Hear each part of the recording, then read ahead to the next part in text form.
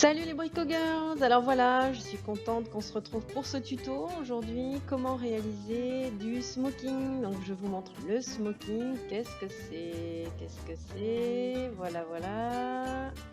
Tadadam! C'est moi qui l'ai fait.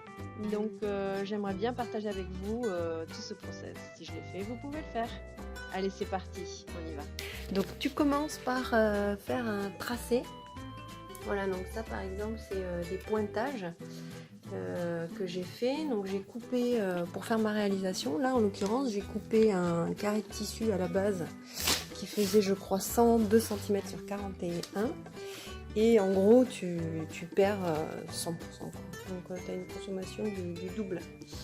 Voilà. Le tracé papier c'est mon patronage tissu coupé. Et à la fin la réalisation elle te prend, enfin il te reste plus que la moitié quoi. Voilà, donc qu'est-ce que tu fais? Pour commencer, tu te traces donc ces fameux pointages. Chaque pointage va te donner un dessin différent. Après, tu peux les inventer par toi-même, hein, tu fais des petites expériences. Ça, c'est ce que moi j'ai fait. Donc avec ce tracé-là, j'ai obtenu le dessin que tu as vu là-bas. Bon alors voilà, j'ai enfilé mon fil, mon aiguille et j'attaque. Donc tu prends sur ton tracé global, là tu prends chaque petit carré, donc là j'en ai 4 sur mon dessin, et chaque petit carré tu vas les assembler de la même façon. Donc le premier carré, tu prends un, ton aiguille, bon ça je vais pas t'apprendre, c'est un peu ton métier. Voilà, et tu viens chercher en face, tu croises. Tu viens chercher en face. Voilà. Tu croises. Alors plus tu seras précise dans ton tracé, plus ton dessin sera joli. Au final, joli et régulier. Donc là, bon, tu fais un petit point pour le maintenir. Voilà, moi j'en profite. Je fais un petit nœud. Alors oui, j'ai fait une aiguille de feignante, un fil de 3 km. Mais bon, c'est pas grave. Donc voilà, donc là tu as rejoint les deux opposés. Maintenant tu vas venir rapprocher les deux autres points. Donc je viens chercher celui-ci et je le rapproche en passant donc dans mon premier piquage. Voilà, un petit nœud. Voilà. Tu coupes ton fil et donc tu obtiens comme une petite fleur. Une petite fleur, voilà. Donc là on est sur l'envers du tissu, j'ai un peu oublié de te dire ça. Le pointage se fait sur l'envers. Et donc si tu regardes l'endroit de l'ouvrage, tu commences déjà à voir un petit peu le petit carré. Voilà, ça te fait comme un petit carré. Voilà, donc en fait il faut faire ça sur tous les petits carrés. Donc je vais te montrer ce que ça donne une fois réalisé. Hein. Donc je vais te montrer sur l'envers parce qu'il m'en reste, j'ai pas fini. Donc tu vois, j'ai assemblé tous mes petits carrés et ça m'a donné ce motif là sur l'envers. Ça c'était donc une fois que j'ai assemblé tous les petits carrés. Et à la fin, donc sur l'endroit tu vois, c'est le motif n'est pas encore comme celui-ci qui est fini, ça c'est vraiment l'encours. Et à la fin, une fois que tu as assemblé tous ces petits carrés là, ben, je vais te montrer comment on fait pour réaliser vraiment le motif final. Donc, comme je te le disais, on va finaliser. Alors, l'idéal, c'est d'avoir des petits carrés de mousse. Comme tu as pu voir, moi j'ai inséré les petits carrés de mousse. Ça permet en fait d'avoir un motif qui va durer dans le temps. Parce que sinon, ça va s'écraser. Tu peux le faire sans, mais ton tissu, au bout d'un moment, moi en l'occurrence, c'est pour faire un coussin, ça va s'écraser si je mets pas de mousse. Alors, j'ai mis une mousse. Bon, au choix, obligatoire. Donc, mon petit carré de mousse, je vais le mettre, je vais l'insérer, je sais pas si tu vois bien, ici, là, dans le grand espace. Je vais l'insérer comme ça. Parce qu'en fait, tous tes petits carrés, ça te crée des petits reliefs. Et c'est ces petits reliefs qu'il faut joindre entre eux pour avoir donc toute la platitude que tu vois à la fin, une fois que c'est assemblé. Donc, alors, pour rappel, dans l'exemple que je t'ai montré en blanc, ça, c'est mes 4 petites fleurs, mon grand carré au milieu.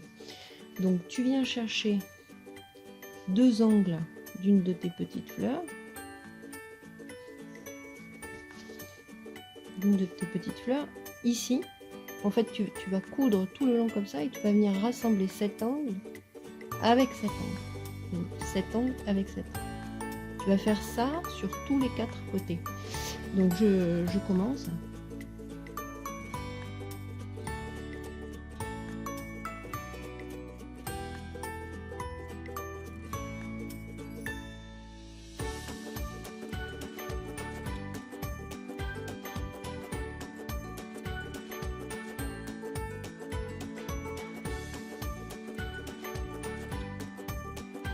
Donc tu vois, j'ai cousu de là jusque là et ça m'a fermé ma petite fleur. J'appelle ça une petite fleur, là, le petit carré. Et maintenant, avec ce fil, je vais pas le couper. Je vais aller chercher l'angle opposé. Je suis là. Je vais aller chercher l'angle opposé. Donc je vais directement assembler ce coin avec ce coin de la pliure là. Et je vais en profiter pour fermer ma petite fleur en diagonale. Donc, démonstration.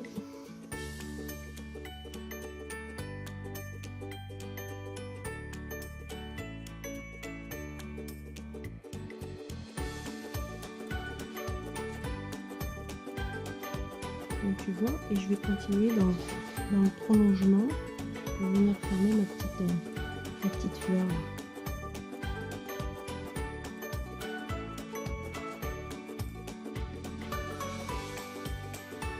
Donc voilà, alors, donc j'ai fermé en diagonale de là jusque là, j'ai rejoint mon carré ici, là j'ai fermé cette diagonale, comme tu peux le voir, et comme je suis à la fin de ma fleur, je vais aussi joindre, ça c'est le prochain motif qui démarre là, je vais fermer donc ce coin de cette fleur à ce motif, parce qu'entre motifs, tu as un espèce de losange qui va se former, quand tu auras fermé toutes tes fleurs, tu as un espèce de losange qui va se former, comme celui-ci. Tu vois, ça te fait comme un losange ici. Voilà. Donc je vais fermer ce petit espace au passage.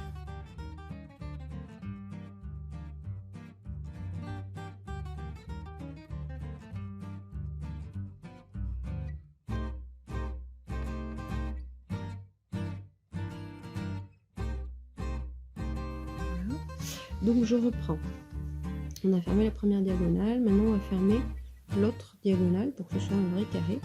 Donc je vais attaquer, voilà, je vais attaquer la petite diagonale.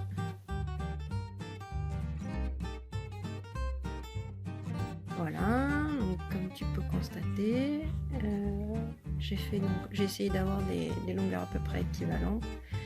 J'ai fermé donc là, là, là et là, et donc ça m'a formé le petit losange là dont je te parlais. À cet endroit là, ça m'a bien formé comme partout. Voilà. Donc comme ça tu vois sur l'envers le boulot que ça donne, et donc je te remontre sur l'endroit.